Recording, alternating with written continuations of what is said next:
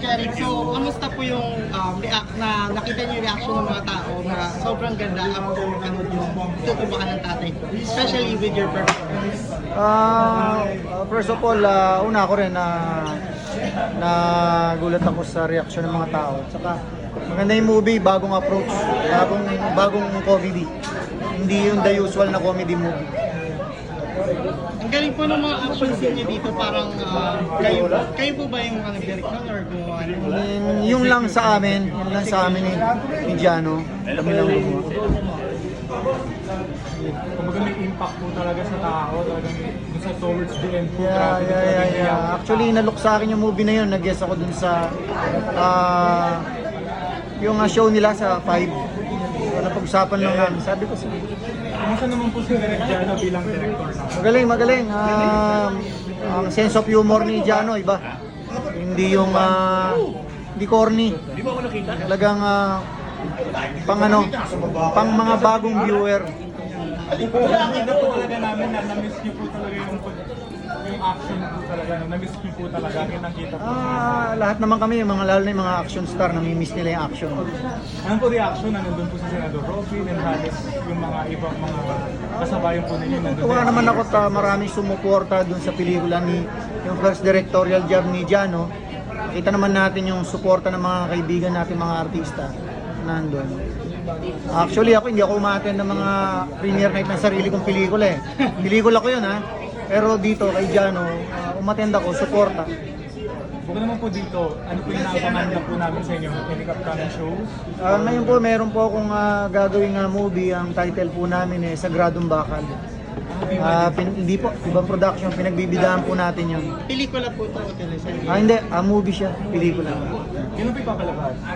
Gagawin pa lang namin sa sa Ground Zero, sa Marawi. Doon kami mag-shoot.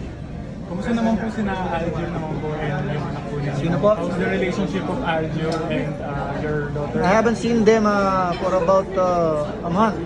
The last time I saw them, that was 1 month or magto 2 months. 2 months ago, I think. Pero okay naman po yung relationship po? Yeah. In fact, they're with each other. So, anyway, they're old na eh. Pero wala pa naman pong kasal sila ngayon? Wala naman. May She has, chance po. she has her own life. And they're happy po. Yeah. Kitang-kita na. May chance po na mag-work din po kayo with your daughter in the first Well, Since nag-action na rin siya. Day, yataan na kayo, Day. Luklo na. Ali, kainin na kayo. Nino kayan? Tol. Tol, sino dyan, Tol? Kaya na kayo. Salamat ko. Nagkagabay po. Hinahanap kita doon eh. Ando kami sa baba. Hindi ka magbilis. Invite everyone na lang po. Well, I would like to invite everyone to watch Bigla ako sa iyo. tutumbakan ng tatay ko. Showing na this coming Wednesday. Hope to see you there. Tagilikin po natin ang pelikulang Pilipino. Thank you po, sir. Grabe, pang-action talaga si Sir Jerry. You're ready na ang inyong photos. And don't forget to post it right after. Sir Jerry, let's have your photo taken sa ating photo wall. Photo wall muna tayo.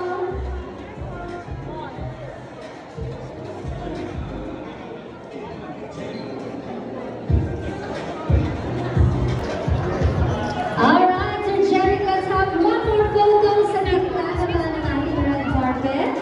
Sa gitna naman. Okay, to all our friends, please give us space para makalakad po ang ating mga artists sa ating red carpet. Thank you very much. Okay, Sir Jerry, hello, good evening. Here's your microphone po. Please say hello to all your fans and supporters na nandito ngayon sa SM Mega Mall. Hi, good evening sa lahat at maraming salamat sa mga dumalo at sumuporta sa pelikulang Itutumbakan ng Tatay. Ngayon po gusto namin malaman sino po ba kayo dito? Ako dito yung parang pinaka-big boss. Big boss? Ako yung isa ako sa mga nagpahirap sa buhay ni Jano dito, sa kanilang mag-ama. Isa sa nagpahirap. Ano pong character name ninyo? Sino po kayo dito? Si Big Boss? Actually, wala akong pangalan eh. Oh, si Big Boss. Siya po ang pinaka-leader. Pinaka-leader. Yung castigan ni Sir Jerry, kita-kita natin ngayon pa lang at mawi-witness natin yan ang malaking-malaki sa big screen, maya-maya lang. Kaya congratulations po ngayon. Imbitahan Po namin din lahat na panoorin po natin ang itutumbakan ng tatay ko. At suportahan po natin ang mga pelikulang Pilipino. There you have it. So